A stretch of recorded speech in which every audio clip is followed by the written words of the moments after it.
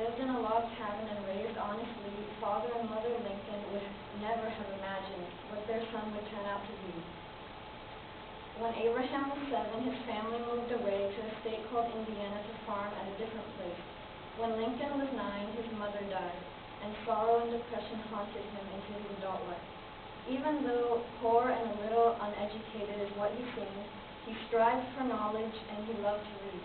Abraham Lincoln studied law books, and instead of a farmer, he grew up and wanted to be a lawyer. Later on, Abe moved to Illinois, where he worked hard and successfully at whatever job that came his way. Whether it was postmaster, storekeeper, or to survey, he was honest and diligent in his job every day. Soon enough, he started to campaign for government positions until one day he won the presidential election. President Abraham Lincoln. What was he thinking? A civil war broke out in the land, and he had to plan how to help end the war. But he was sure that a house divided against itself cannot endure, or even stand. Eventually, the North won the war, and people were still mad. But President Lincoln still decided to go out, even though that idea was bad.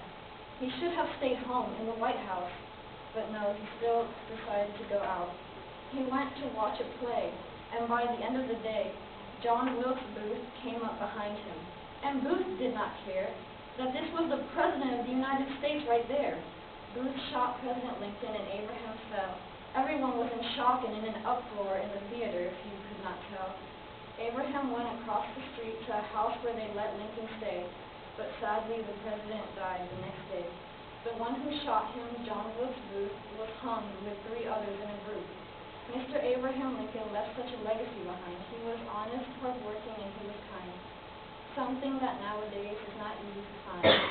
If only John Wilkes Booth had not shot him. If only Lincoln had survived. Because it was truly tragic the way that he died.